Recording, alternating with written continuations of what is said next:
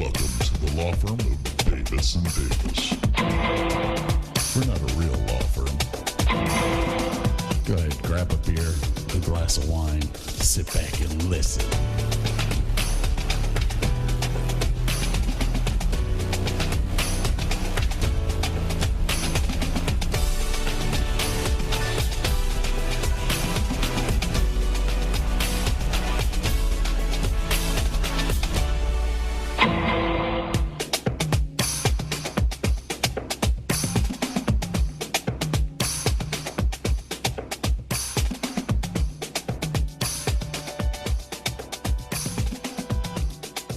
Size isn't important, my friend. It's not what you've got, it's where you stick it. Welcome back, everybody. Welcome back. DavisandDavisShow.com. Or the DavisandDavisShow.com for awesome merchandise. And if you're hearing this, you probably already listened to part one of the Kevin Linell interview. So good to talk to him. Oh, my God. It was. We get to talk to him more. It was just long. Are you gassy tonight? I'm a little gassy tonight. And this room is really small. It's bad. It's bad. Oh, sure. Show them to me. What? My thingy at the bottom of the screen keeps disappearing again. All of my controls. You told me how to fix that. Yeah, and I'm not gonna worry about it right now. It is what it is, apparently. I really hate that every time you get on Zoom, There's an update and it screws something up. Something is different again. It's like, I have it set up the way that I want it to work. Stop fucking with it. Just absolutely insane how often. And didn't we just do an update like a week ago? Who knows? I don't even pay attention anymore. It's insane. Pull up. See, now it keeps shutting down my chat. What? Yeah. Like, I pull my mouse off of the Zoom thing and it goes back to full screen. I don't.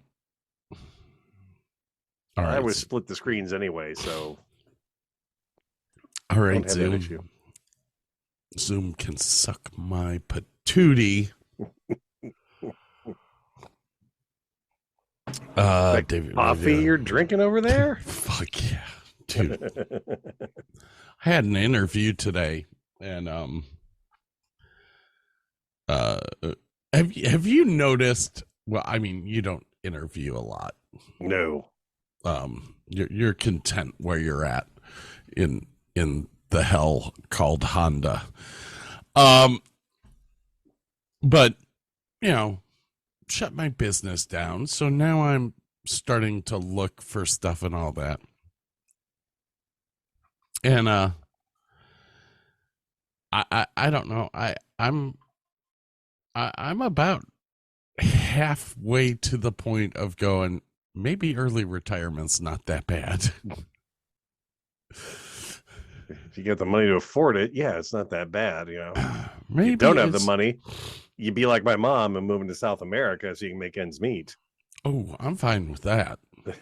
I mean, I have money set aside and all that, and I've got the investment in the house and all that. You know, a $500,000 house here is $150,000 in Ohio. So I'll have some money put aside and all that. It's just, I can't touch any of my retirement accounts until I'm 65 or I hit penalties. Penalties. We like the penalties. Before we get into anything else, I guess Oh, yes, I know we need to do this right now.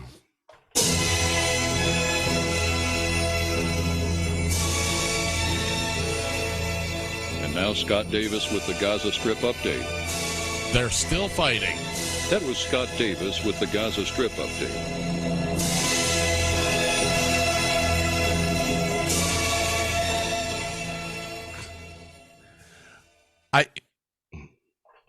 I'm glad we have relevant news on here.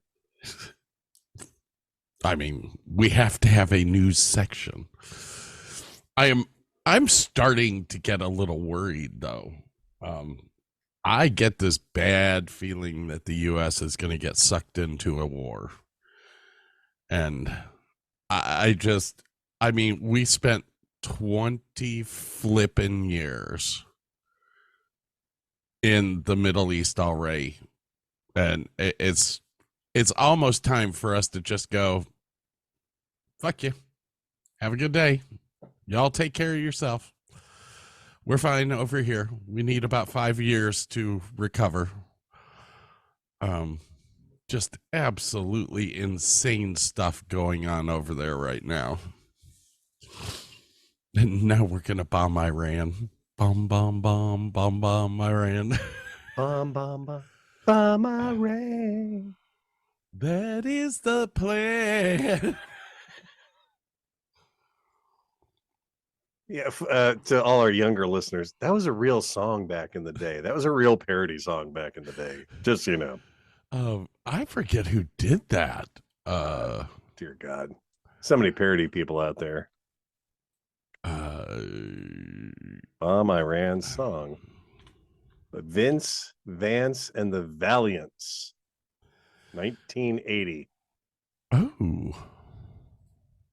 Bomb, bomb, bomb, bomb, bomb, Iran. Bomb, bomb, bomb, bomb, bomb, Iran. Bomb, bomb, bomb, bomb, bomb, Iran. Bomb, bomb, bomb, bomb, bomb, Iran. What country's got a feeling really hit the ceiling? Bomb Iran. Bomb, bomb, bomb, bomb, Iran. Went to a mosque, gonna throw some rocks. Tell the Ayatollah, gonna put you in a box. Bomb Iran. Bomb, bomb, bomb, bomb, bomb.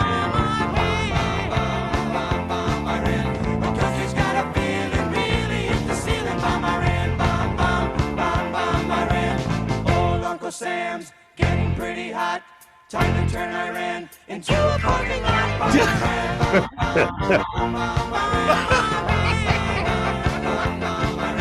The country's got a feeling really hit the ceiling. Bomb Iran, bomb, bomb, bomb, bomb Iran. Call the volunteers, call the bombardiers, call the financiers. Better get their ass in gear. Bomb Iran, bomb, bomb, bomb, bomb Iran.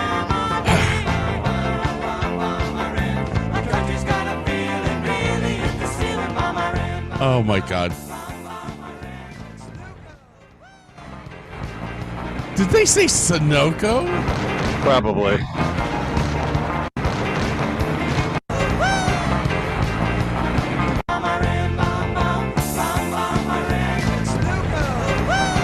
They did. So it was about oil back then. and now, probably. Sunoco! Apparently, he also has a album called Vince Vance's Christmas Time in Texas. What? I just happened to see it in the sidebar there. I'm like, if Santa's Time in Texas, it's Santa's rodeo.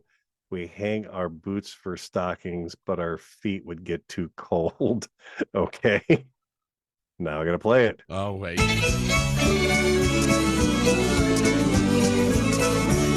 It's Christmas time in Texas, it's Santa's rodeo. We'd hang our boots for stockings, but our feet would get too cold. So we gather around the campfire and thank God for all our blessings. Oh, yippee-ki-yay, get along, little doggy, it's a Christmas time in Texas. It's Christmas time in Texas, all the jingle bells are jingling. We just can't wait to see what Santa Claus is gonna bring us. When you cross that old Red River, Santa, leave your sleigh at home. You better get yourself a pickup truck. We ain't got no snow. It's Christmas time in Texas. It's Santa's rodeo. We'd hang our boots for stockings, but our feet would get too cold. So we gather around the campfire. Thank God for all our blessings. Yippee-ki-yay, get along, little doggy. It's Christmas time in Texas. Perfect. You do realize what the outdoor light show is going to be made to for next year. That's perfect, actually. You have to have the animated pickup truck going across the front of the... I am all shook up for this one.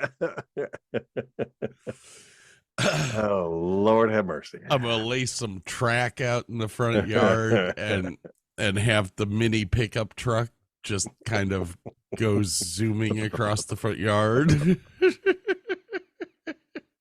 It's got to be a red Chevy pickup truck with a Christmas tree in the back. It's just gonna be lights, man. I'll make a wire frame and I'll use red lights. Yeah, that's gonna be freaking hilarious. What else has been going on? That's it for the world news. Do y'all have Mission Barbecue down in Texas? I don't think so. No. How is it? It's okay. It's like this big patriotic thing up here, and their barbecue is okay.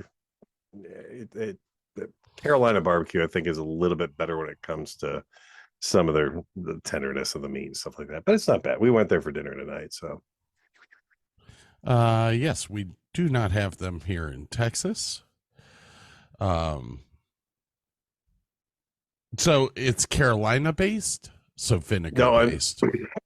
They've got 6 or 7 different types. They've got Smoky Mountain, West Virginia style. They've got Carolina style sauce. They've got Kansas City, just a little everything. Okay. Yeah, I don't know anything about them. But they are located in Colorado, Connecticut, Delaware, Florida, Illinois, Indiana, Iowa, Kentucky, Maryland, Michigan, New Jersey, New York, North Carolina, Ohio, Pennsylvania, South Carolina, Tennessee, Virginia, and Wisconsin. Every place where barbecue is not from. Yeah. There you go. Nobody's going to know any better. That's really what I've noticed. Like, you do not know what Texas or what barbecue is supposed to be until you go to either the Carolinas, get some of the Carolina barbecue, which is vinegar based. Then you come to Texas, which is dry rub based. And then you go to St. Louis, and that is sauce based. But I digress. People don't know what barbecue is. I'm a barbecue pit master. So there's a YouTube channel called Jolly, and it's 2 young British gentlemen that go everywhere to try food. And they had the Texas, I don't know, it was probably 8 or 10 videos just of Texas. They went to Buc-ee's. But when they went to this one barbecue place, they were just blown away. And I'm like, yeah, I know what you're talking about. And it's called Jolly. The name of the channel is called Jolly.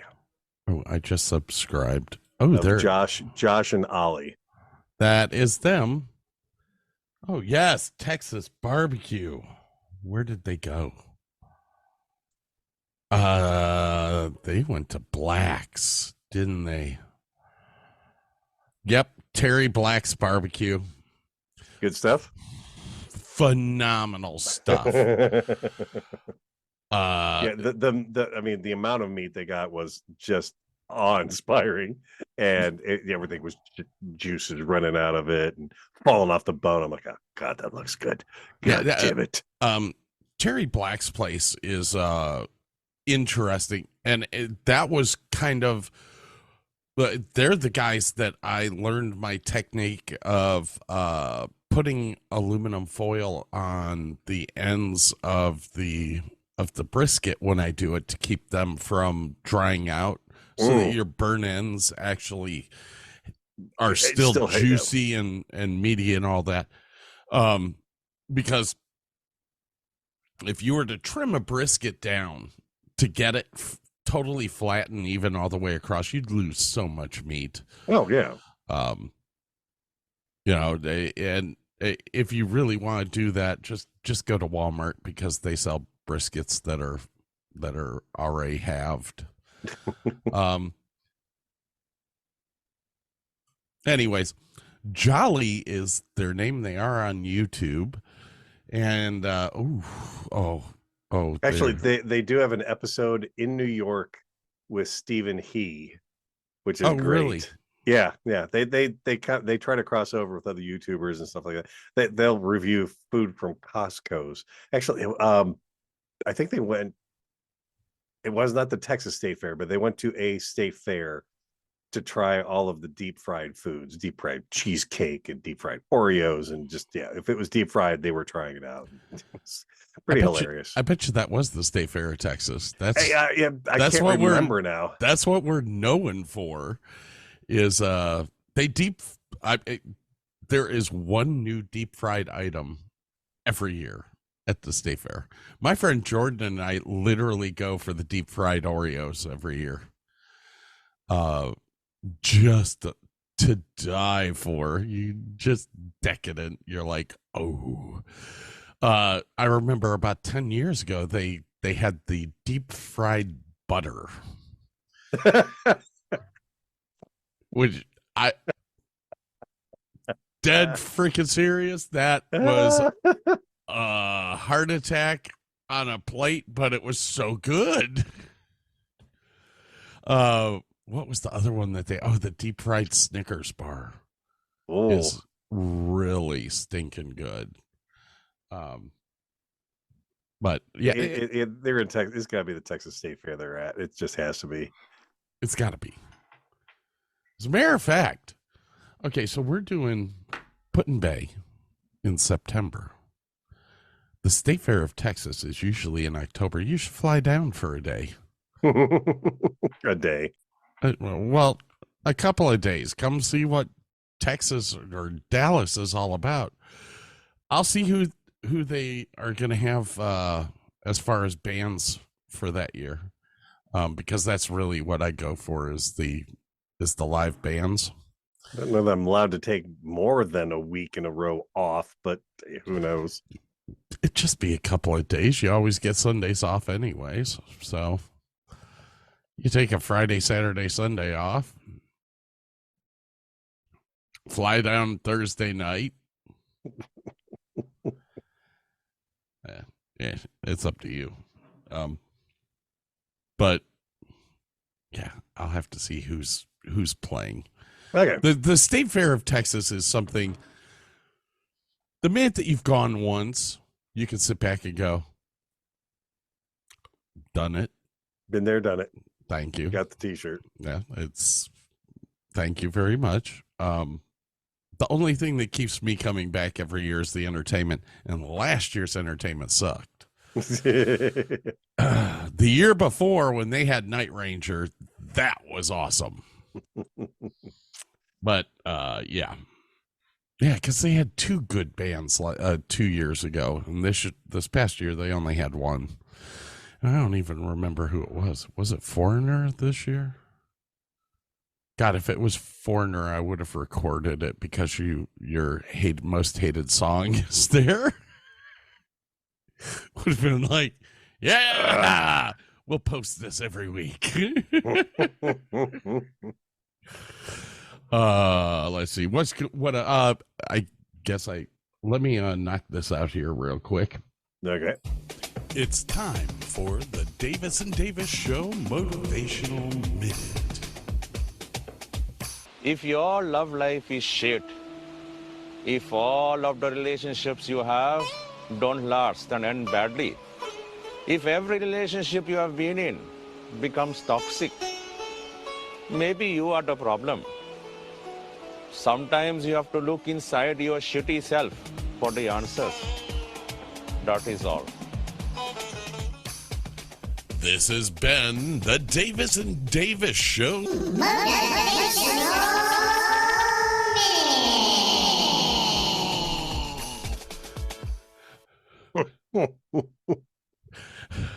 I have way too much time.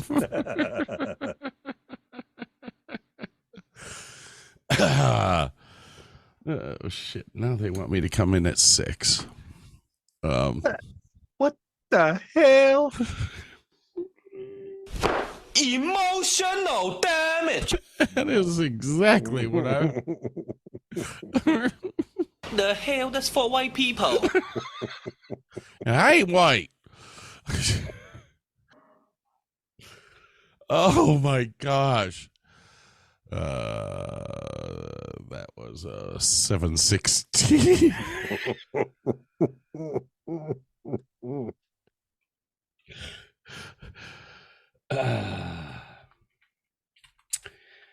So what else do you have going on? I got my new computer glasses and they kind of suck. I'm really pissed off. And I think it's because I screwed up the eye exam. So it's like, whatever. Did you order online? No, I went down to America's Best or whatever. And Yeah. If you had your prescription, how did you fuck it up? because I had another eye exam and I think I tried going too fast. I think the doctor like had the last picture and there was like, okay, now between A and B, what's good? And I think he would flip to one and think that was A. And I thought the last picture was A. B. Probably why I can't see distance or 2 on the new glass. And I love the new glasses, except I can't see distance. It's like, and these they new may computer just glasses. they may just be able to swap out the lenses, which won't cost you as much. Yeah. Get another eye exam, swap of the lenses. I don't know. We'll talk to him. We'll find out. Either way, you look fabulous. These are the old glasses. Here, hold on.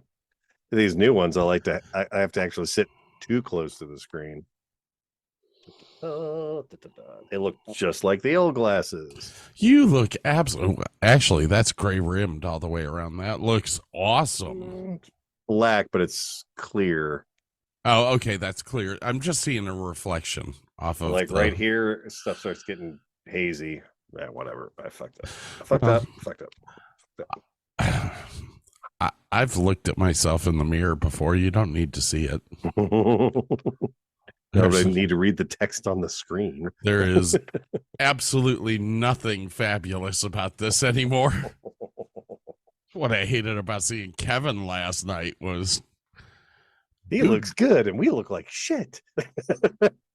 Dude, man. Kevin is just aging so well. Yeah. Oh, yeah. I look older than you, which is hard for me to say. Well, that's because I'm fat. I fill out all my wrinkles.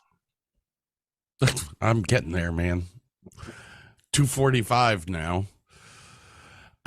I don't know how to stop it, man. I made it all the way down to 218. Then I became a manager. It gets harder every year. Like I said, my 2 meds like promote weight gain. I'm like, oh God, it's all bad. I'll stop the meds. I don't care if I die early. I just want to look really fabulous. Just want to look good, man.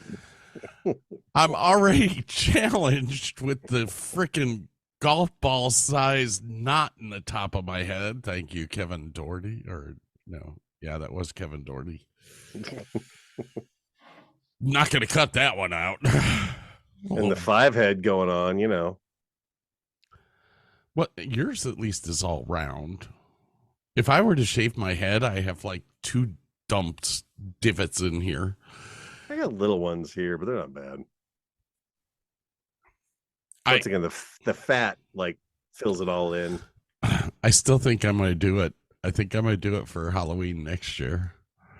I'm going to shave it just like my dad had the horseshoe. Definitely send a picture to my mother.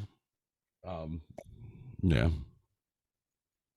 My poor mother. I don't know what to do with my mother, dude. Talked with her on the phone the other day. And you see, my mother's got a problem. She's got what we call diarrhea of the mouth. She doesn't know when to keep her mouth shut. And wait, do you mean that she spills too many secrets, or she just won't be quiet? Because there's a difference. Well, it's kind of a mixture of both, but at the same time, she kind of throws in lies about stuff to make everyone else look like they're bad. So she was talking to her sister the other day, and my brother walked out of the room. In the minute that he walked out of the room, apparently my mother started saying how badly everyone was treating her and all this stuff. What my mother doesn't realize, or what she didn't realize, is that the Ring cameras throughout the house record everything.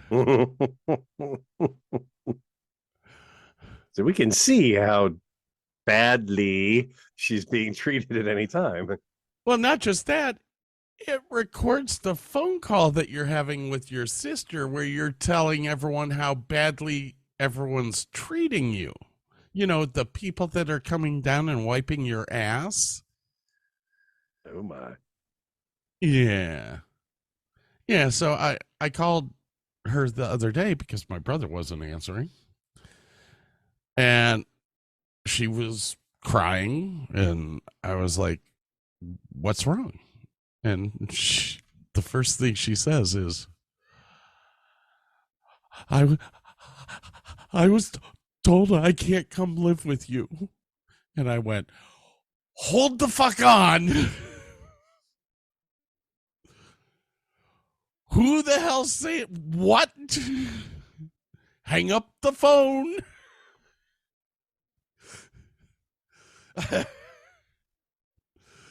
So I get as much information as I think I need from my mother. I call my brother. He explains everything to me. And I'm like, what did you do, Ray? And he proceeded to tell me that he had had enough. He was ready to go back to prison.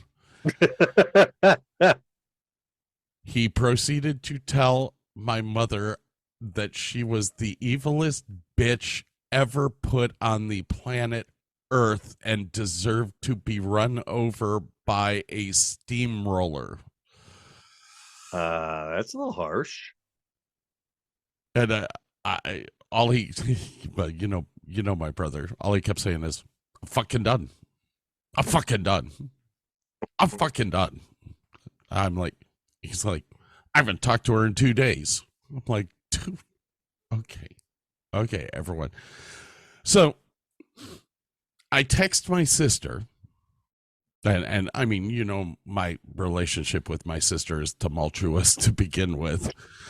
But I do love my sister. I love her to death. She's we're just on opposite ends of the spectrum. Fair enough. Mine is closer to the autistic side. So anyways, I text her and I'm like, well, what can we do? And her basic answer is, I don't know, I'm going to work. I'm like, okay. Thanks for the help. Actually, I don't want to get this wrong because she does listen to the show. Yeah, she said, thanks, Scott. Not really sure there is a way forward to inspire our mother to be a better person. Sadly, it's only taken me 40 years to figure this out. Is my sister only 40 years old? No, it took her No. 40 years to figure out. Oh, okay.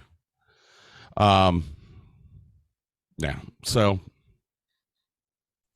I don't know what's happening. I did say what was the second thing that I sent her.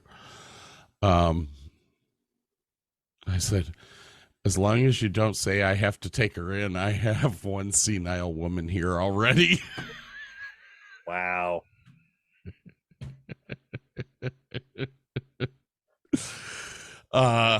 Good thing Mama Sveti doesn't watch this damn show. She wouldn't know how to turn it on. She had a DVD. She went and bought a DVD player because she's got a bunch of old DVDs. Yeah, okay. And she was like, what DVD player should I buy? I said, well, they don't really make DVDs that much. I mean, you could still get them. You could still order them and all that. But I don't think it matters what DVD player you purchase. Well, she hands me a disc. I stick it in the machine. And it doesn't play. And everything that came up on the screen was in Chinese. And I'm like, no. You bought the cheapest DVD player, didn't you? You did. Okay, so if you're gonna buy something cheap, make sure that the name is not Takimashu. Make sure that it says Sony or Panasonic. GE something. So even though it's a DVD, it's not in a DVD format. Now I could stick it in my Blu-ray player and it plays that disc just fine. So I don't know. Old people and electronics. Oh, That's my job. I have to show old people that have had, power windows was the extent of their stuff, how to work, automatic braking controls and oh God, navigation systems and it all can that be a shit's nightmare. easy though. Not when you're old. And the inputs that the car manufacturers put into these things, some of them are good, some of them suck, and then they change the inputs on. I'll give you an example. The inputs on a Civic, the dials and everything you need to do to change shit is different from the inputs on an Accord, which are different from the inputs on a Pilot. So I have to remember, okay, what car are you in? What inputs do they have? Because they're calling me on the phone going, I can't get this off the screen. I'm like, try that dial, push that button. Oh God. If they would just make them standard, it'd be fine. But no, they have to all be different. Sure. They have to make it standard. But secondly, it's got to be designed by a guy that's 75 years old, not 18. If you do that, so you were in the one Acura, right? Yep. They have what amounts to a mouse pad to run everything, and not just one mouse pad, but two. And is it easy to do? And I build my own computers, and I struggle to get that fucking thing to work every time. And I sold one to a 75-year-old guy, and he calls me like, I can't get this thing off. I'm like, try this dial on the right and press in on it when you get to that. Hey, that did it. I'm like, oh, thank God. Thank God. So I test drove a couple of months ago the BMW 5 Series, the 540, which is the 6-cylinder, not the 4-cylinder. You have a knob in the center console, which is basically like a mouse. We had that at one point. Yep. Not only can you turn it as a dial, you can move push it forward, back like a joystick. Yep. And then you can push down on it to enter. I can totally see how confusing this gets. Now, I'm sitting here futzing. I tried to get the mileage off of a 7 Series back in 2003. Couldn't do it. Couldn't do it. I'm sitting here turning the knob and all this, and I'm like, something's not wrong. I can get to the screens that I want to get to, but I can't reset information or anything like that. I come back in and I ask the guy to show me. Hey, just show me. Oh, well, you see, this is touchscreen. Okay. What's that got to?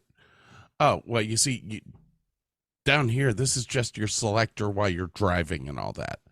So if you need to reset information, you need to go to the touchscreen. Why do I have this How many down inputs here? do I need? But you can also do the reset on the steering wheel.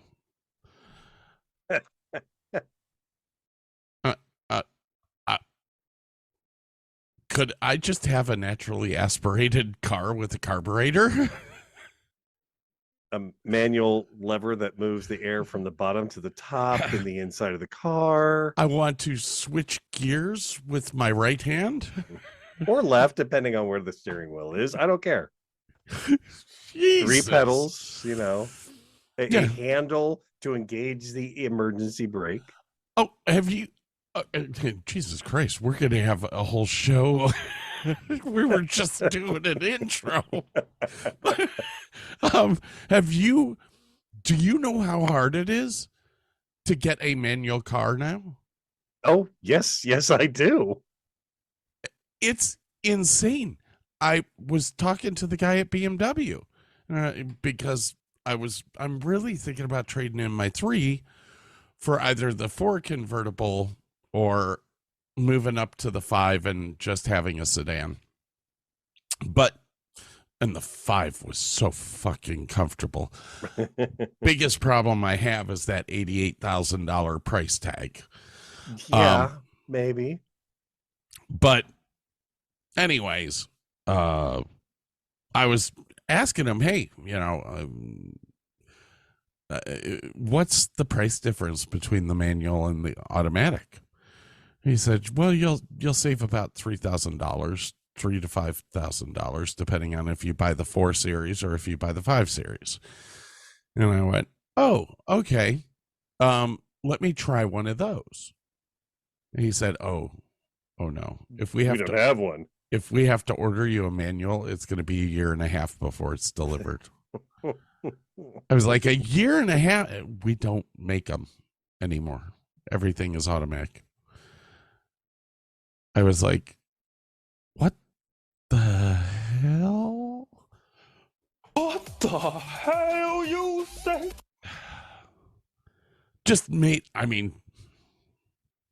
That Triumph TR6 I saw the other day is really looking nice now. I know, right? When it breaks down, you know what's wrong with it, at least. I know how to fix it too. Yeah, the cars nowadays. Now, have you hooked your car up to the computer diagnostics program? No, I do not know what Honda's diagnose it. It's an OBD2 sense. A plug. Other than that, I have no. Get out of my. Oh God. Yeah, it's an. The cat wants my ice. No, the cat doesn't want your ice. No, he does. It's an OBD2 plug. I have the BMW software. Yeah, you talked about this just recently. Yeah. Yeah. You started changing all sorts of stuff. It sounds good. There's not much of my car I need to change though, so I was like, eh. Well, I popped in a 2019 BMW 330, and the amount of flipping options, the shit that you can change. I could turn off my heated seats. Wi-Fi. All I have to do is put a Wi-Fi freaking dongle on the OBD2 port. It's trying to eat the microphone there, Kat. it's absolutely insane how computer how much cars nowadays are reliant on the computer. Why are you eating my microphone? Leave it alone. But now you're moving it. Why, Kat? Why? Because it hates you. All right, ladies and gentlemen.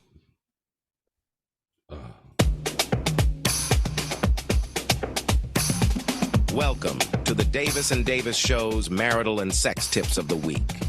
If your wife is laying around the house doing nothing all day, in your most masculine voice, say, "Get up and do your work," while handing her the vacuum. She will respect you and do her job. If you walk into the house and notice that your wife is sitting in the living room quietly crying, stop immediately. Back out of the house. Then proceed to the garage where you keep your hidden bottle of bourbon for this occasion. Make sure to give yourself enough time to let her process the problems she is having with herself before attempting to enter the dwelling. If she is still sitting in the same spot, back out of the house and go to your closest friend's house. It's better to let her work through her problems herself rather than you having to deal with another frivolous problem that could be solved most likely with a bottle of hair dye or liposuction. This has been the Davis and Davis Show's marital and sex tips of the week. Sage wisdom there. How do I come up with this shit? All the stuff you want to say, but you I was can't. going to say, it's everything that I have sat back and wanted to say to someone at some point in time in my life, and I just can't. I really feel bad for the people that take care of me when I'm like 80, because once you pass 72, this does not stop. It just. You assume people are gonna take care of you after 80, but Listen here, fatso. All right, so we did the motivational. Did we do the motivational minute? Yep. We did the marital tips. We did the gossip strip update. there's only one thing left. Oh, shit. Here we go.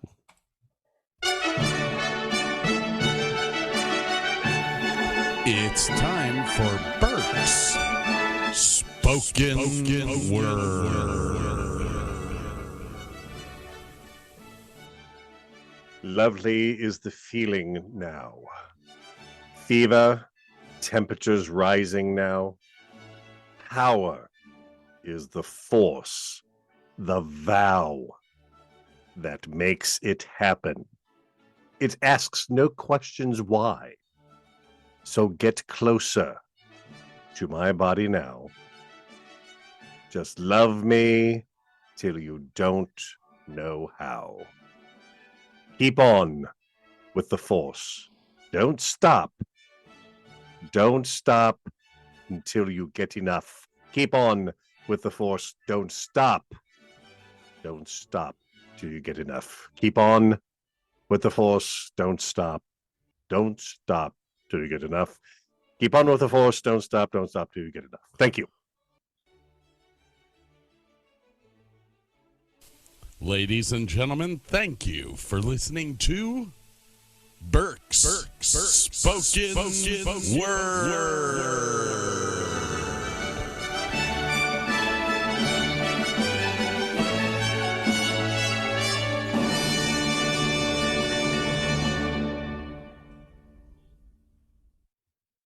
Still don't know it.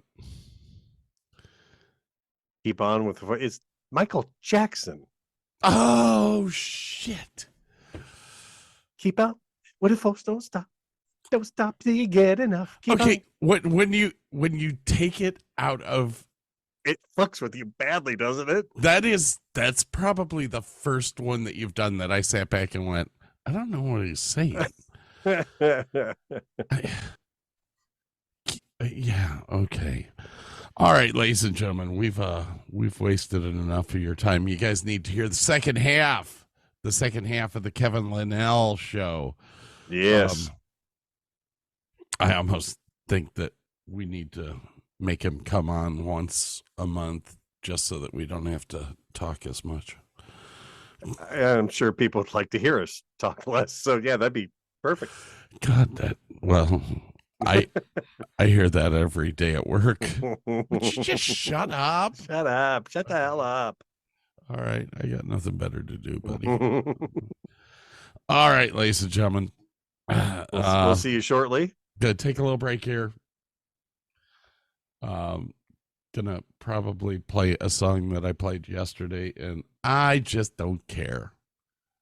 And then we'll have the fabulous second half of Kevin Linell.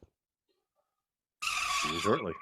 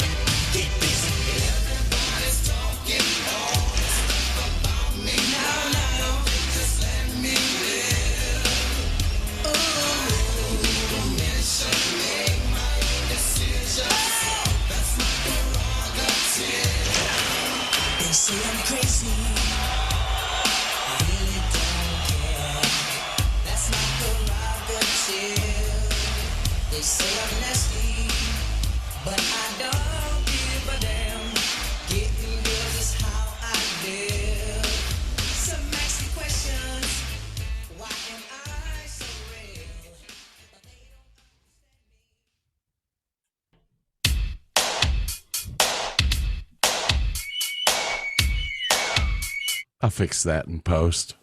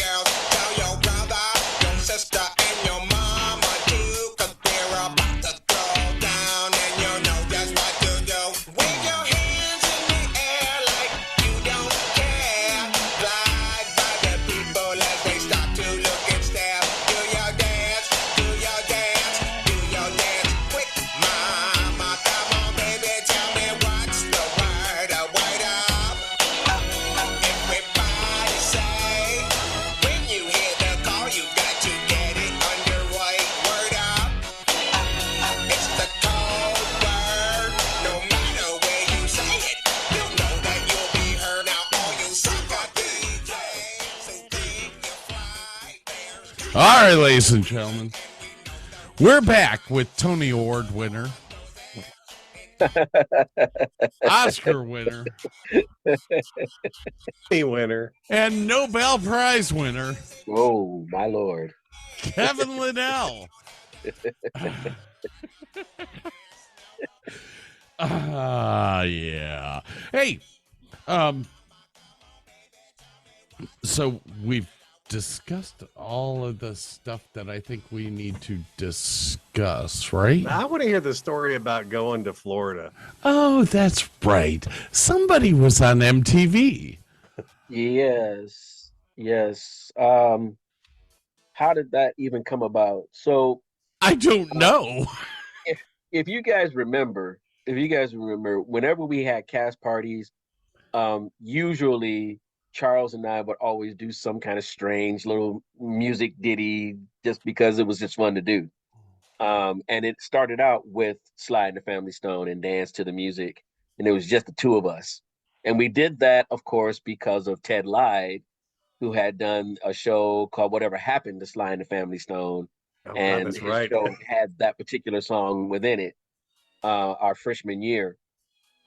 And so we just adapted that. After he graduated and moved on, we just took the thing and the two of us just did it all the time. So we did a lot of those things, and we found this competition for lip syncing away from the school at the Summit Mall, and we did that. We didn't win, um, but it was fun to do. So then that's when we decided we're just going to come up with a whole bunch of different routines, just the two of us for no reason, whatever. And so we decided to do the Jackson 5, Stop the Love You Save, and the two of us came up with this routine, just the two of us. Uh, and people liked seeing that particular routine out of all the ones we did. We had a Smokey Robinson shop around. We had a Bobby Brown, My Prerogative. We just we did a whole bunch of, but they love the Jackson 5, the Love You Save. So we included Paul Stefano in it after a while. So then it became the three of us to start doing it. And people started liking that because he did a lot of splits and everything in between. We're like, okay, cool. Then this other contest came at the University of Akron for students against multiple sclerosis. And we were like, sure, let's do that one. But in order to do that one, you had to donate money. People had to donate money to your cause. So you had to go out and ask for donations. And we didn't do that. We didn't feel the need to go out and do it because we're just like, we're just gonna go out and perform and have a good time. We don't care if we win or not. So we came back in, they asked us if we had any donations. We're like, no. And they almost didn't let us perform because we didn't bring in any money. But they were like, hey, you're here. We don't have that many acts. We're gonna let you go up and do it anyway. So here we are. I can't remember the Robertson Dining Hall. I think it was Robertson's Dining Hall at U of. They set it up for the lip sync. So there were like 7 acts. We were like number 5 that night. We go up there. We do our act. We win. We didn't expect to win because it was based on donations and your act. But what happened was we performed, and at the end of the performance, the people inside donated to our cause. And the donations inside made more money than what people brought in from the outside. We were blown away by that. We're like, wow, these people came in, they gave money towards our cause that night. We're like, okay. So we won that competition. Great. 2 weeks later, we get a call from Ken Ober, I think it was at the time. That was the dude that did the game show on MTV. Right. Yeah. So Ken Ober calls us and says, we're doing our Students Against Multiple Sclerosis lip sync contest for MTV. Would you like to come down and do it? We heard you guys had a dynamite act, and we're like, shoot, we didn't even rehearse that much, to do that, We were scared then, but we said yes, of course, because it's MTV. So that's when the game was on. Okay, we were like, okay, we gotta get ready. So we rehearsed our asses off. We were outside, and I don't know, Scott, you have to remember this maybe. So we were out in the rain on Power Street in front of our house at midnight, playing this song and rehearsing in the rain in the street. That's how intense our rehearsals were. And each one of us had to stand away from the rest of us and watch what we were doing. If we were out of step, we were like, you got to tell us we're out of step. You got to tell us what's going, whatever. But we rehearsed. And the time came for us to go. And we rented a car, all 5 of. Well, my brother had gotten out of the Marines at the time, and Charles humbled himself and made my brother Jermaine on top of my Michael. And he was like, I'll stand in the background and we'll rehearse this way. And my brother was like, okay. He didn't know what he was getting into. But we told him, he's like, look, if you don't take it as seriously as we do, we're going to kick you out. We'll be 4 of the Jackson 5, but he took it seriously. And we all went down there with this one great act. A couple of tragedies along the way. Michelle Krojcevich followed us. God. Okay. She followed us, dude. She had a Jeep. She had a Jeep. She drove that Jeep down to Florida. We didn't know that she was coming. Oh So my here we are. gosh. We get to Florida, and we're booking our hotel. We got our hotel, and we had to do our mock performance of what we were going to do that day, that night, because it was just going to be a big party for all the acts, and it was awesome. All these ladies everywhere. We're in Florida, dude. These ladies were topless. We didn't know people could just be topless anywhere. We're like, wait a minute, they don't do that in Ohio.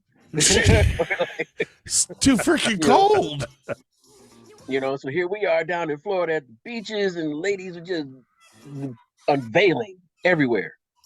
Yeah, in the night, in the morning, it didn't matter. So we were just like, and then in the middle of the night, as we are like winding down, getting ready to get up for the rehearsal that day, there's the knock at our hotel door. And we're like, how the hell did she find us? We didn't even know how to find that freaking hotel, but we found it. And then like that night she knocks on the door, and I open the door, and I'm in, my jaw is on the floor, like, what the are you doing here? I didn't know what to do. I was, and all the guys are looking at me because they're all mad at me because this woman followed me. Oh my God. And I'm mad because I was already about to make my hit on the next lady down there, And like, we're like, and I'm like, you ruining my game. You everything I'm blocking. trying to do. You blocking. What the? And so here she is the entire weekend. We're there. She's right there. Couldn't believe it. It's like, so I ignored her as much as I possibly could that entire weekend. She hated every bit of it because I was like, I'm not here for you. I didn't tell you to come down here. I'm here for all of this.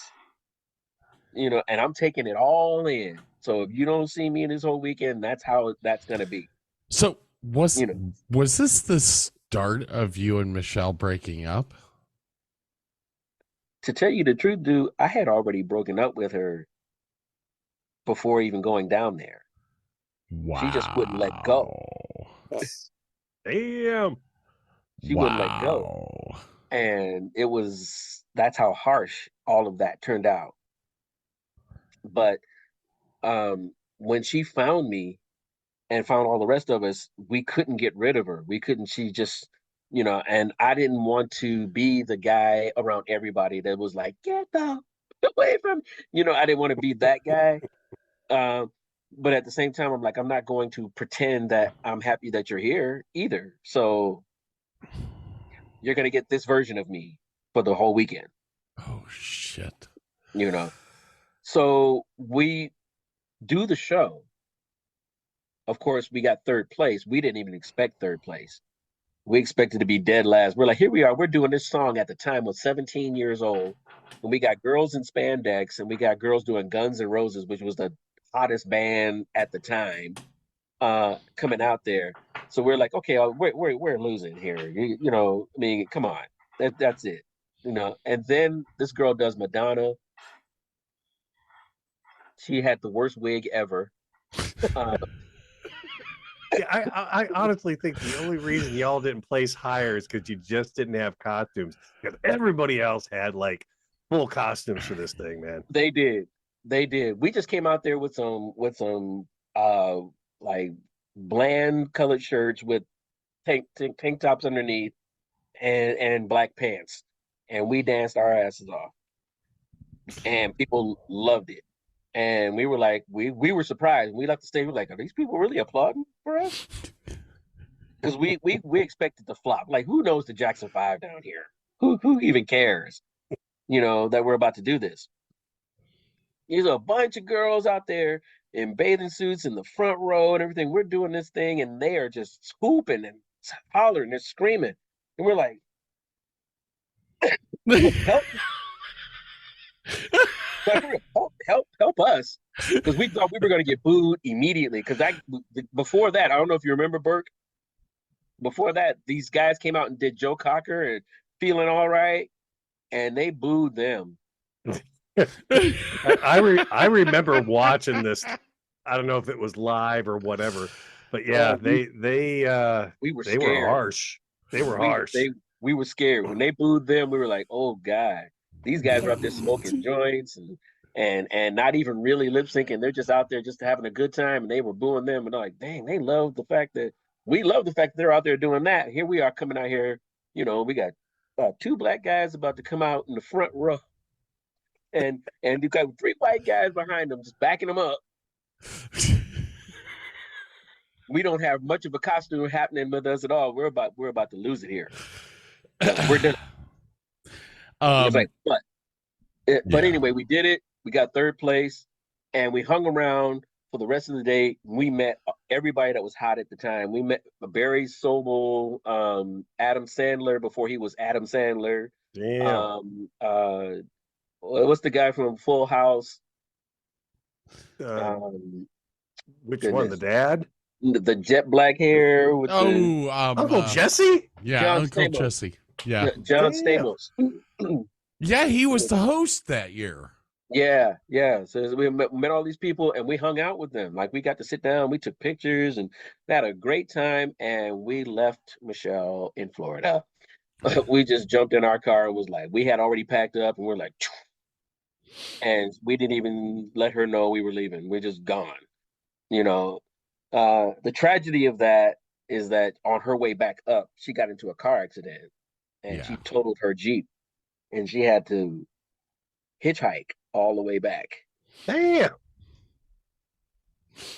It was a very interesting story that she told me, like when she finally made it back to Ohio. I was like, and I kind of felt bad. Like I was like, she got into a car accident.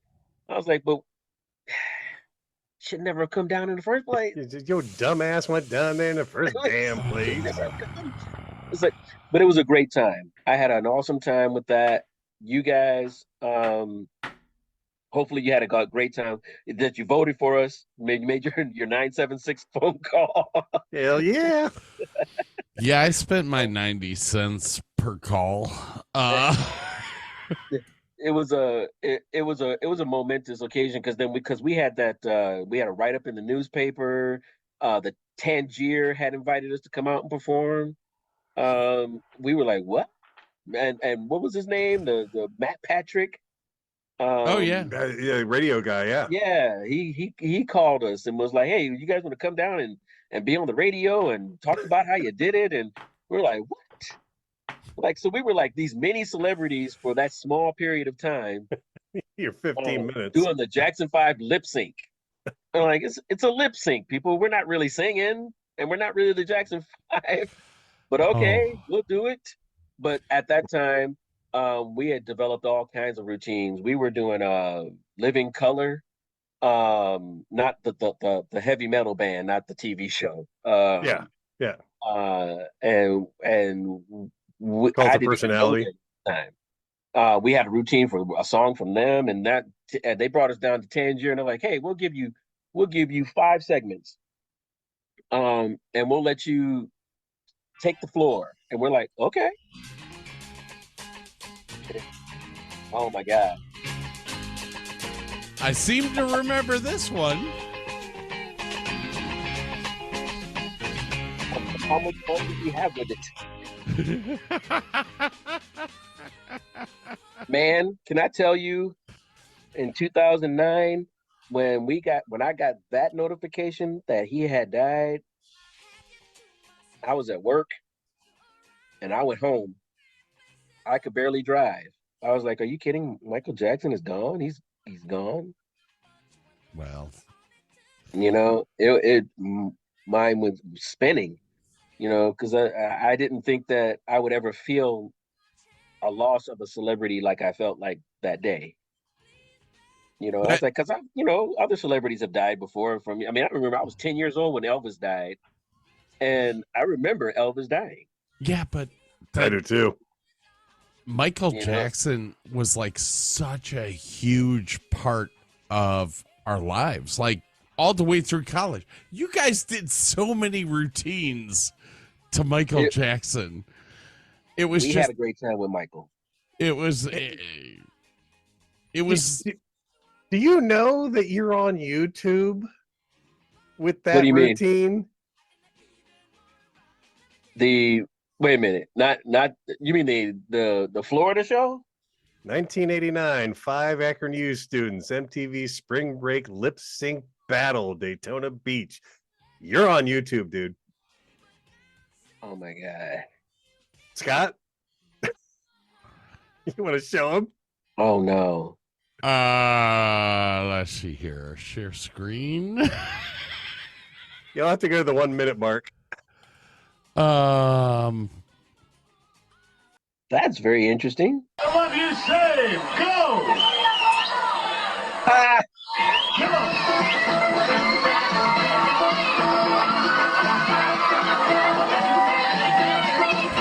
Oh my God, look at the hair.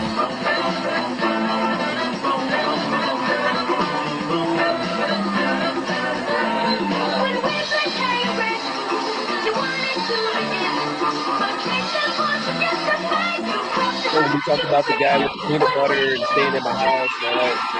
Yeah, no. Yeah, left the corner there.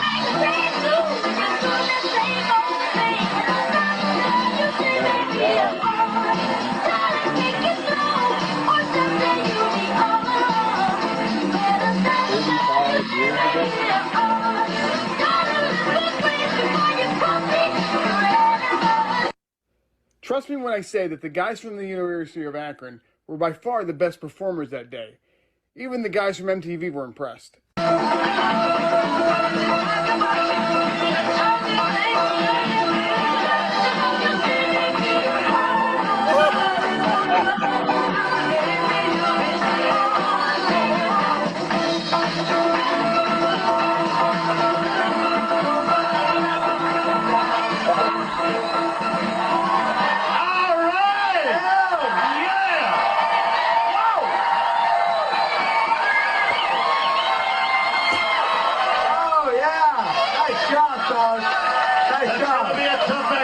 And then Ken Ober. Make sure you check out our next episode. Unbelievable.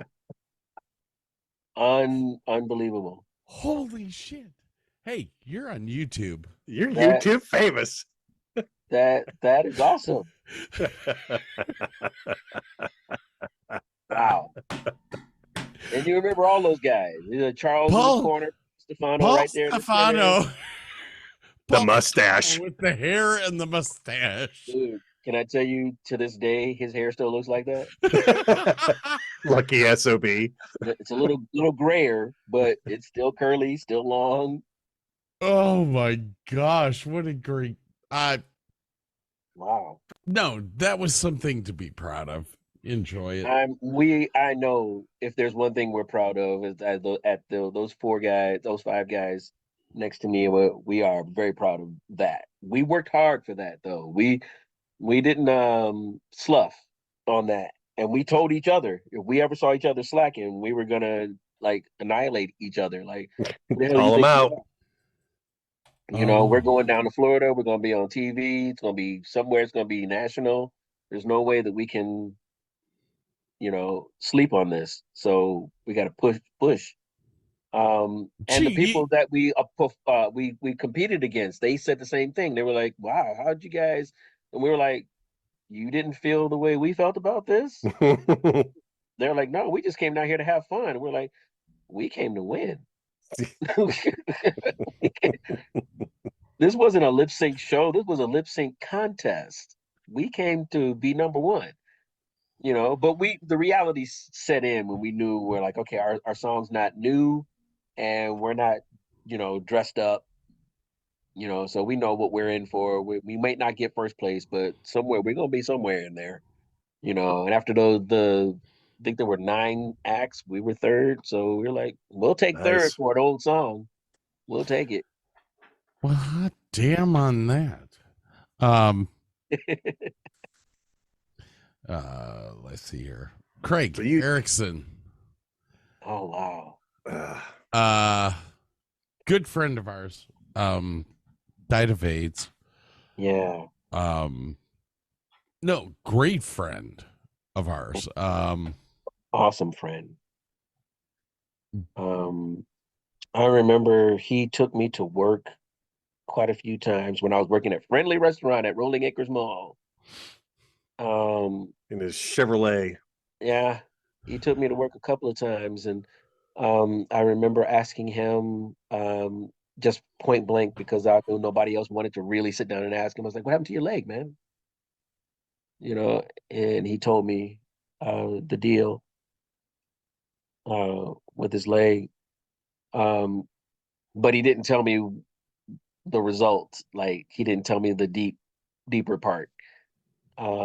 That came later, and yeah, I remember visiting him in the hospital. But I came at the time when he was no longer like lucid. Yeah, he had like the hiccups and was just kind of out of it, and No, he wasn't talking anymore when I came to see him. When I went to see him, he didn't talk to me either. Uh, and I remember getting the call from his mom when he had eventually passed, and uh, yeah, that was a hard one. I was dating Natalie at the time. I don't know if you guys remember her, little blonde Natalie Yoakum, Yeah. who tragically 5 years ago passed away too. Her mother was Kay Davis, the dance instructor at University of Akron. Okay. Oh God. Okay. Yeah. Kay Davis. That was her daughter. I dated. She didn't like me dating her daughter. Funny enough, now though, Kay and I are They in have a good frequent relationship. conversations now with each other. We stay in contact. Her husband died not too long ago, and we converse with one another on a frequent basis. I laugh at that just because it's like, wow, okay, I didn't think that we would be cool like that. Yeah. But I tell you what happened. Real quick on this one. I'm gonna leave this part alone. When my son passed, um, she got she quickly came to me, to offer condolences and all of that. And she was shocked at how our family handled all of it. We were shocked in how our family handled it. We were not sure we were going to get through that portion of our lives. Um, and 11 years later, here we are. We did get through it. Um, uh, he was a cornerstone in our family, but Kay was always there. How you doing? How things going? And it's interesting because Natalie was still alive at that time. And I was like, Yeah. why are you sticking close, to me? You didn't even like me hanging out with your daughter. You didn't, and then she ended up marrying somebody else that she left me for in Minneapolis. Wow. Which was fine with me because my career was already going in different directions anyway, and I was hardly ever home. So when she left, it was kind of like we were on our way out anyway. And she ended up being a lead singer in a band for a while, out So there. That was very interesting. We've kind of transformed out of the college stuff. And you've alluded to the things that you have gone through. Tell me, how has life been since college? I mean, you got married. So yeah, that didn't happen right away. I immediately started acting. I moved directly to Minnesota. Started living in Minneapolis. I didn't audition for my first show. I started working for this theater, Mixed Blood Theater, um, Actually, a because of good this. theater. It was an awesome theater. Yeah. I would direct Did anybody great to that work. place. Yeah. And Jack Ruler, who no longer is the artistic director, he retired just early last year. But he is an incredible human being, and I met him during the summer stock period. And he said, "Well, if you come out to Minnesota and you want to work here, I'll start you out. Just let me know that you're coming." I told him I was coming. He cast me in my first show, and right after that, I started auditioning frequently. And then I started getting cast on a frequent basis. I never stopped working for those 4 years that I lived there. And it was an amazing period in my life, because it was just an introduction to how actors are supposed to work. Um, just like a doctor or a lawyer gets their degree from college and then they move on into their profession. Um, Out here in California, doesn't work that same way. Yeah. You come out here, it's small potatoes. Theater is like the lowest of the art forms here. They don't think of it as like something that to be praised unless it's a traveling show that comes to a major theater out here. So if you do your show out here and it manages to get to a major theater, it's because you've graduated to a different level of whatever theaters they think of theater here. Um, so I still do theater here, and I work for three different theater companies, and we do quite well, and I enjoy it. But we don't. The compensation is not the same. Yeah. It's not the same as it used to be. Minneapolis. I implore you guys, even if you don't want to work there, you should go see shows there. And I know that they're top notch. Because they're and everywhere you go in theater. Tiffany DeLauro Romer would advocate on my behalf in saying so, because that's what kept her out there all these years. Um, uh, so on the professional side, I also did education. I also am a counselor for. I was been a counselor for UCLA, helping students get into college. I've been a counselor for nonprofit organizations as well, doing the exact same thing. I still write. I still produce. As a matter of fact, my wife and I have been working on a book for our son. We have a scholarship in his name at his high school. We're developing a regional scholarship uh, for marching band players in their high schools as well, because that's what he did. He was a marching band, played two different instruments, and he was also a media guy. He wanted to be a news anchor. That was his major goal, was to be a news anchor. So we developed uh, resources for students that want to do that too as well. So we keep his name alive and keep those students that want to do those things encouraged to do those very things. So being the counselor part of my life, excuse me, has been the um, how do I put this? It's that part of my life has been extremely enriching, because it's shown me that I had a political side to me, and Okay.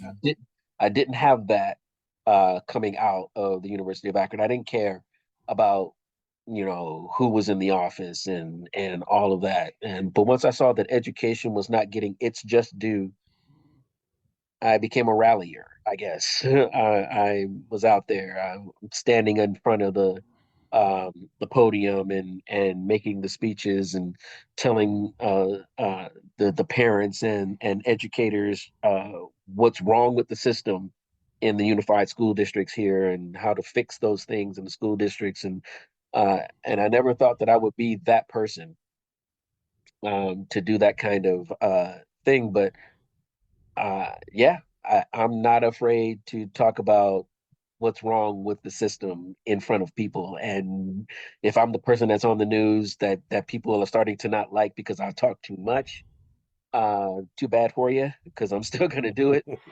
We're going to fix it, and as best as it can be fixed in Los Angeles. And I'm going to continue with that. My wife is a script supervisor uh, for several different production companies. She works on uh, her latest one was working with Hello Sunshine, which is Reese Witherspoon's production company, who does the morning show. I guess that's on HBO or something like that. I'm not sure, but she does those things. as well. But she's been doing it for the last 13, 14 years now. And if you, I don't know if you guys have heard the movie that just came out recently. Well, not recently. It was like during Halloween. It was called The Blackening. Oh yeah. Yeah, she was the script supervisor for that movie. It was a hilarious movie, but she got a catapult up now. She's a union person now, and she's just flying in the wind, length and paces in front of me in regards to her career. My oldest daughter's doing the exact same thing. She's not script supervising, but she's like um, assistant directing for a company called Tridestin. And my grandson is actually working inside of that same production company. Holy cow! How old is he? He's 9 years old now, and so he's acting, doing his thing. My youngest daughter, she's in show choir. She's doing her first musical at her high school. She's graduating this year. She's going to be producing a lot of that when she graduates. So she's writing a lot, and she's a painter, artist. She's incredible. So I'm very proud of my entire family, and I will spotlight them anytime I get a chance to. And we're enjoying our lives in California. I dare say, don't come out here, people. I love it out here, but it's expensive as hell out here. It's just don't come. You'll ruin your finances if you come out here. Don't do it. So, what are the biggest accomplishments you've had in your career so far? In my career, let's see. Career-wise, I've shot a lot of commercials, which I really enjoy. My favorite two commercials that I got to shoot were Nintendo when the Wii first came out, and I did that with my son. And the reason why I love that one is because he didn't want to go to the audition, and I kind of sort of forced him to go because it was a callback, and he was like 13 at the time, and I didn't want to go to the audition at first because I got the call on my way home, and they told me I had to be dressed a certain way, and I was the exact opposite of how they wanted us to go, and I had to turn around and go back to Studio City to go to the audition, and I was already on my way up to Santa Clarita, so I was kind of mad.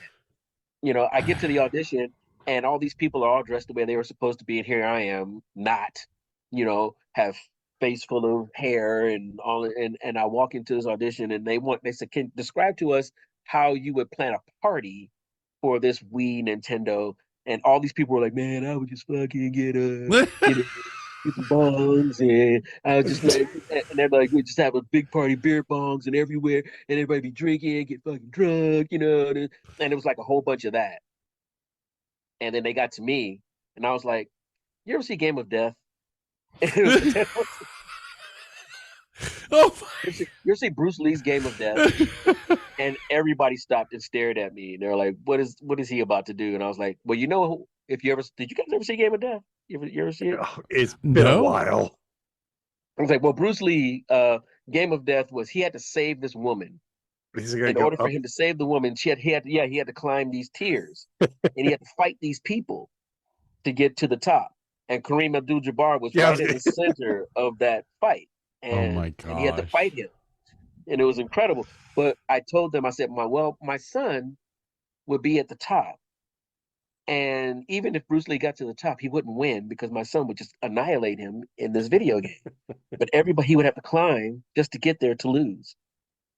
And the guy was like, "Oh, so you speak highly of your son? You think he could just like take out anybody?" I was like, "He could." And he doesn't even have the Wii, but he would learn it in a moment. And they were like, "Okay, we'll take you up on that challenge. Bring him tomorrow." And I was like, "Okay, fine." So I go and ask him. My son was like, "I don't want to go to that." And I'm all like, "What do you mean you don't want to go? It's like it's an audition. It's a game. If you win, you get to have the game." And he's like, "No, that's all right." I'm like, are you We're So going. I literally begged him. I wasn't like, "You're gonna go." I couldn't make him go, but I begged him, like, "Please, just go." And he was like, "All right, I'll do it for you. I'll go for you." So here comes my son. He's 13. He's 6'1" at 13. He goes walking Jesus. into this room. He comes walking into this room, and he's got this huge afro. And they're like, "So this is your son?" I'm like, "Yep." And he's like, "Well, let's escort him into the room." And as I'm walking into the room with him, like, "No, no, no, you stay out here. He's gonna go in." You know. So I'm watching him from the window, and they're showing him the console. They're showing how everything works, and he's staring at it and looking at how things are being played and all this stuff, and he's working it. And then I see him nod. He's like, I'm like, "Uh-oh, he's got it." So then they start sitting people down next to him, and he commences to whipping all these kids' asses on the but he's just sitting there cool and calm, like, "Okay, so this works this way, this works this way, okay, all right." And then the kid loses, and he looks at him like, "Have a good day. Next," and he moved on. So within an hour, they come back and like, "Okay, you got the spot." So I'm like, so this is what a bad attitude can get you when you go to an audition. Like, you get the spot, My son was like, "Oh, we got the commercial, great." He's like, "Whatever," and I'm like, "Oh, first day of shooting." I was like, "Okay, you're gonna get paid like $800 to do this first day." He's like, $800, and I'm all like, "Yeah, $800. It's all right. You get paid $800." He's like, $800, you know. So he gets the check. And he's like, "Wonderful, awesome," and I was like, "You haven't seen anything yet." I was like, wait till the commercial actually airs, and then the residual checks kick in. And then the first residual check comes to the house, and I'm like, "Hey, this is for you. Open it up."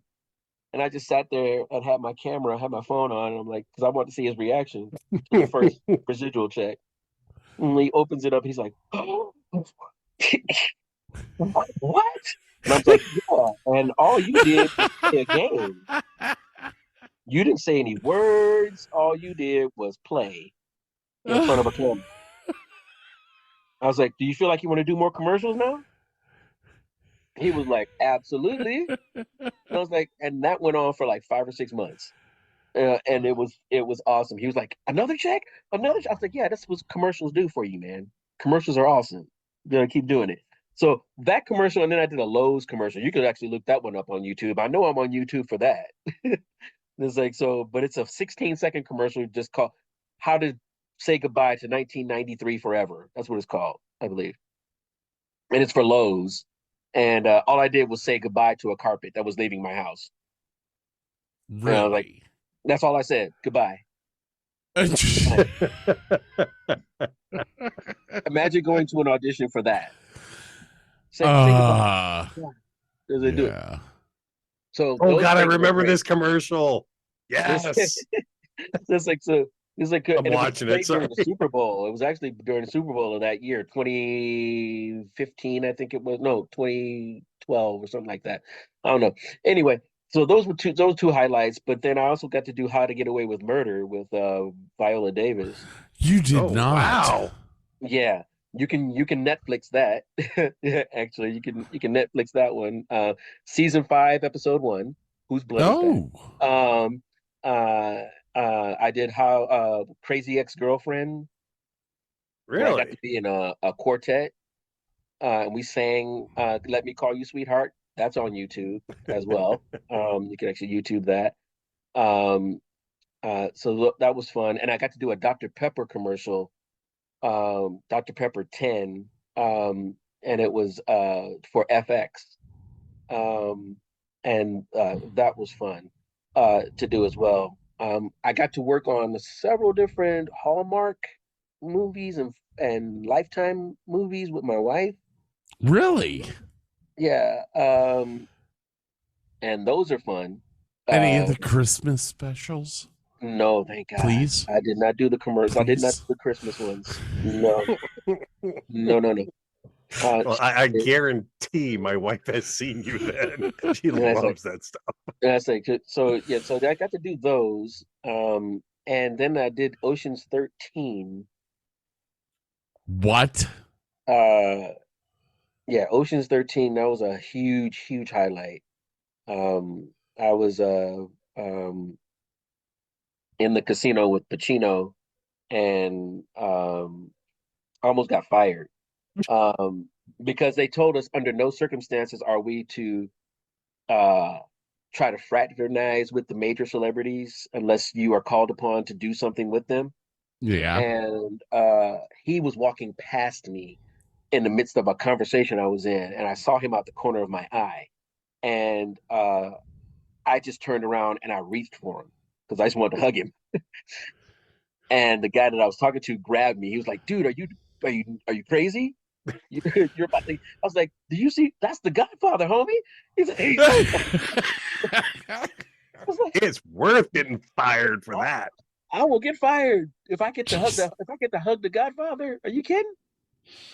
It's like, but I have to tell you, those guys are the best guys I think I've ever worked with because there's too much star power in that room. You know, you got Brad Pitt, you got George Clooney, you got Bernie Mac, Don Cheadle, all these Matt Damon, and they're all in this room, and everybody's nice, everybody's cool.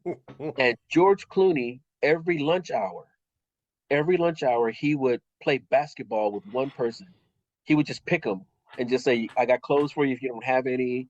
And I'm just gonna go one on one with you, you know." And he had a hoop in front of his trailer, and you would just sit there and watch, and he was good. Clooney could play some ball. Oh my So gosh. it was awesome. So these are the major reasons. There's others I could talk all day about Hollywood, but whatever. Um, uh, Away from Hollywood, the highlight was watching all three of my kids be born. Yeah. Because they all were born three different ways very quickly. My wife did not go through labor very long. It was like 2 hours from the time she broke her water to the time they were here, each one of them. Yeah. And but they were all different. My wife did my youngest came out like she just popped out. And my son was slow but steady. And my middle child, she came out on her own. No doctor, no nurse was in the room. Oh shit. You know, so it was just a very interesting happenings with all three of my kids. So watching that happen, it just let me know that women have a power that men will never have. You know, we can bench press 300 pounds all we want, but we can't push out a kid, and we can't make that miracle in any way, shape, or form. You know, and I do have to add number one pinnacle of my life. Number one, two number ones actually. Marrying my wife and becoming a Christ follower. Well, that's Just the two biggest highlights of my life. It's by far the strongest points that allowed me to become political. And I speak on it all day long. I've enjoyed my life out here. I've enjoyed every part of it that was hard. I've enjoyed every part of it that was fun, because I couldn't have grown in the places in my life that I am in now had I not gone through those hard points. Losing my son was one of the most difficult points in my life, and ever since that, because not like my father died 3 months after my son. I came back to Ohio and buried him with no problem. You know, even though we had a great relationship in the end, I came back and buried him. My mom, 1989. You know, she was gone. So it was like everybody that was significant was like gone, and then like look at my son, and I'm like, okay, he sets himself outside of everything else. You know, all the important people in my life, I was able to put into a box that I've lost, put them in a box, and I was able to cherish them and keep them close to me. And he's the only one after 11 years I cannot put him in a box. He sits outside. Um, I I just can't put him in my head to rest in the box. He just lives outside by himself, and I reminisce over that. And I So, don't want to Alright. make that sad. can I ask you a question? Yes, sir. How did your son die? He had been having seizures, started when he was 12. And we didn't know what that was coming from, because when we had him diagnosed and they did all the EEGs and all that stuff on his body, they couldn't pinpoint where the seizures were coming from, so they couldn't say it was epilepsy. But they did give him enough medication to slow them down. They couldn't stop him, but they slowed him down enough. But just one night when he was 16, he went to bed, and the next morning he was gone. Tegretol? Not Tegretol. They had him on phenobarbital. Yeah. Um, and another one. I think if we had done the research at the time, we might have been able to go through other means. Because we're crusaders now, me and my wife. We go to all of the conventions and the I don't know what else you call them, that have anything to do with seizures and epilepsy, and we stand with all of the other families that have lost people due to it, and we speak out on it, and we see all the latest technology that has come through it, and it's a lot. Yeah. It's a lot, and we look at it now, like anytime we see a family that has a child that's suffering through that, we're like, go here, go there, check this out here, do this here, because we would have liked for somebody to have done that for us, had that technology been around at the time. So I don't look. I just want to make sure I'm clear on this. I want to make sure I'm clear. I am not a sad, grieving father for my son. When I speak of him, I speak of him with a joy and a pride and an encouragement, although I do, of course, miss him. I don't know anybody who has a kid that wouldn't, but he has been an inspiration for many people. He did things in his life that I would never have thought that he did. Yeah. And I heard many stories about my son. And in his 16 years, he was 60. He was 60. He was the calmer. He was the peace giver. He was the humorist, and he was an inside joke with my wife and him. They were the they had inside jokes that I was like, I was not privy to. I was like, okay, it's okay. Well, I am always sorry for anyone's loss. But you're doing wonderful things in his memory, and I'm so proud of that. You are trying to get knowledge and information out to people, which is a phenomenal thing. I am glad with what you're doing. I'm also glad that you turn to the one thing that you should always turn to. And Burke will hate this, but I'll say it's God. I'm not going to hate on it. What are you talking about? I was always a religious guy. I still am, worked for a lot of churches, and man, I am so proud of you. It's so easy for somebody to take a loss and make it a negative when you can put that power into God and move forward and help others with what you're doing. So proud of you. Appreciate that. That's well, it's hard. There's a lot of people that can't make it out of the dump, is what I call it. And you're doing it. And I hope your foundation for your son actually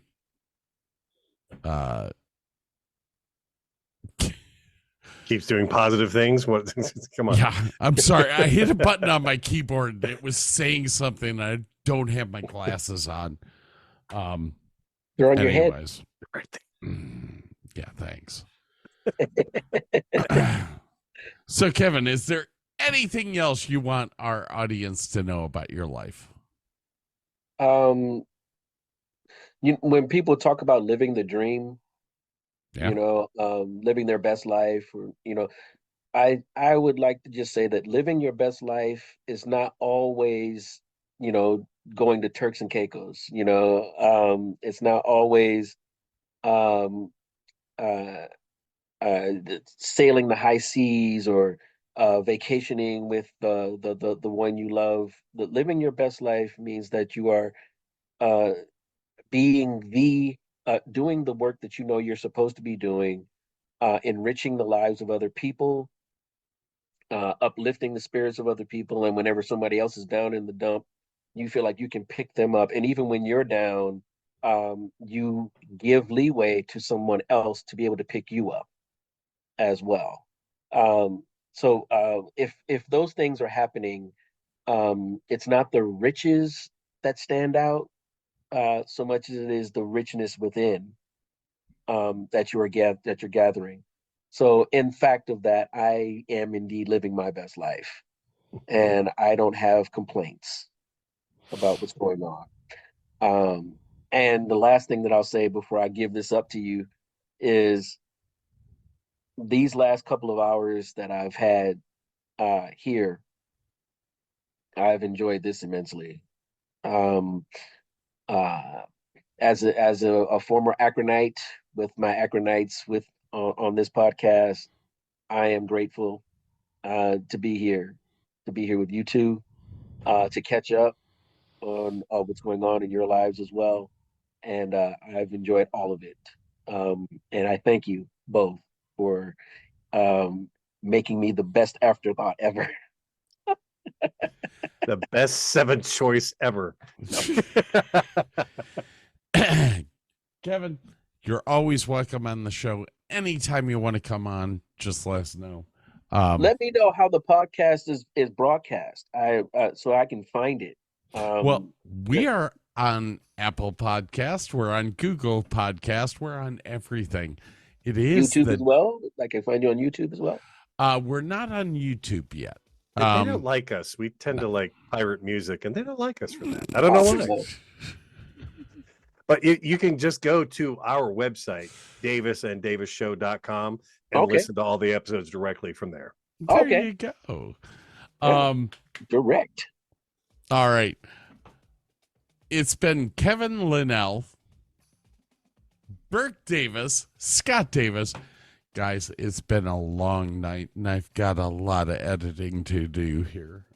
It's been one hell of a ride for these few hours. So it's been great catching up with you, man. I'm like, I see your name every now and then. I'm like, what the hell is he up to? What's he doing? It's like, you got IMDb credits. I mean, it's like, it's like one of my homies that like made it.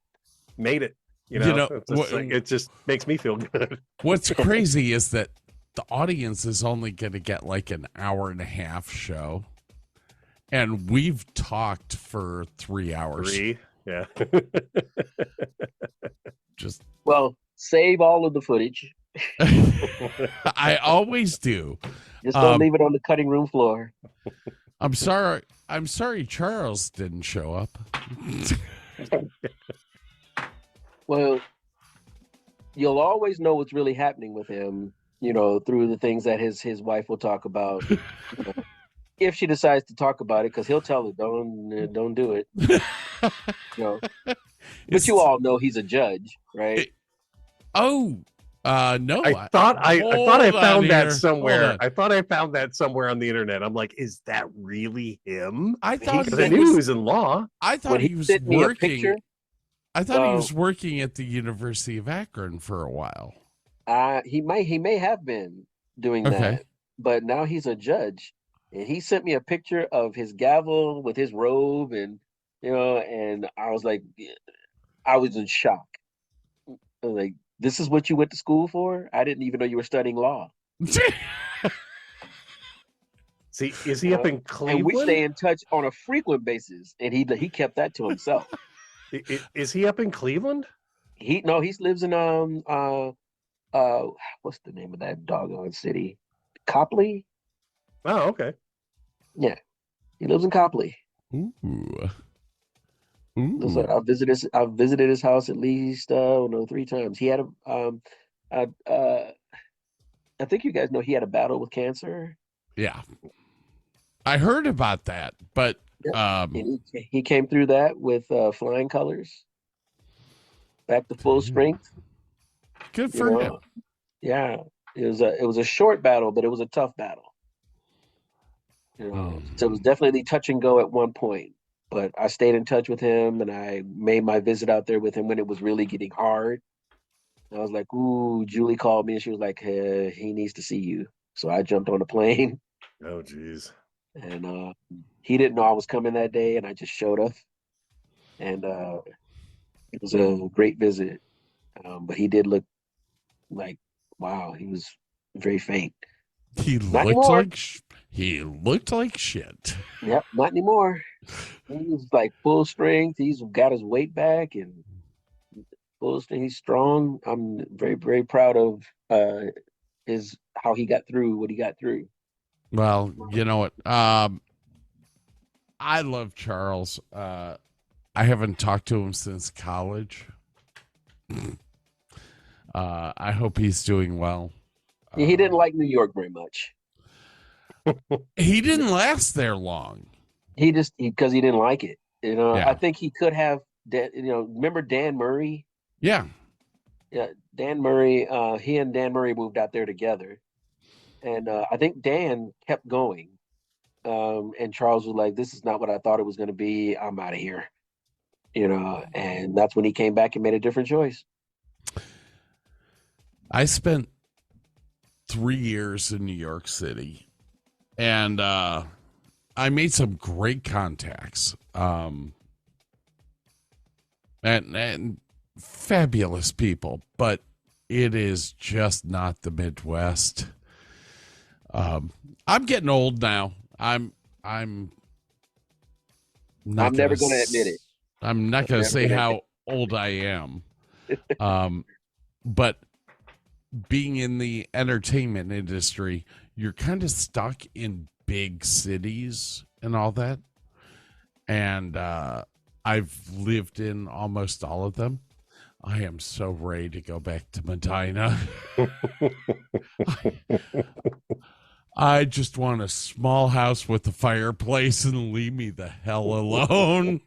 You know what's crazy about that is that living where we live in Santa Clarita up here, it is that kind of getaway. Yeah.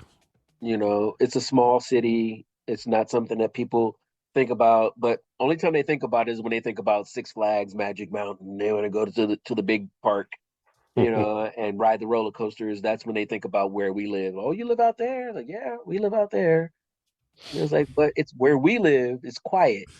Yeah. It's not by the park. It's so weird. Like when I was in New York, I hooked up with a guy named Hal Binkley, and he lit Hamilton, Kiss of the Spider Woman, all this stuff. He Tony Award winner, all that. And we stayed friends through the whole thing. I left New York. I came to Dallas. He came to Dallas while I was working at Dallas Theater Center and lit one of our musicals. And it was like, oh, it's Hal. We're hanging out and all this stuff. He died about 3 years ago, and his girlfriend actually sent me a message on Facebook, and we were talking, and she was like, Hal said he would rather have 6 more days in Medina than 100 more days in New York. Because I was back in Medina, and he was doing a show at the up in Cleveland, State Theater. And he came to my parents' house and hung out with us for 4 days. And he was like, best time of my life. It's weird that New York. Sometimes you just hunger for the, for the little things, because that in the end of all of this it's that really matters. I mean, the time I spend with my family is the best times of my life. No matter where we go, we can sit in the house and play board games, and have a great time because we got jokesters in our house. So, I enjoy all of that. And it's the most enriching part of this life. And when I look at them, when I'm laughing, I'm like, hey, me and my wife, we had these little entities, didn't we? Their personalities came through on their own, but we started that. I'm always glad that my daughters inherited my sense of humor because it's great when they zing me. I love it. It's the best. It's the best. My oldest daughter has the best sense of humor, and she's quick-witted. And I love it when she's just out there tossing it. And I'm like, dang, where did that come from? Dude, none of Burke's daughters have his looks, thankfully. All right, ladies and gentlemen, we got to get out of here. Thank you, Scott. Thank you, Burke. Thank you, Kevin. Anytime, Davis Kevin. DavisandDavisShow.com. Go there. You can listen to any episode that we do. And you can go to theDavisandDavisShow.com and get a Here's the Thing hoodie that has Scott's likeness on it. It's awesome. I may make a hoodie with Kevin on it now. Because that's his favorite saying, too. I'm like sitting here going, here's the thing. Here's the thing. All right, ladies and gentlemen, we'll be back. Love you, Kevin. Take it easy. Peace out, guys. Take care.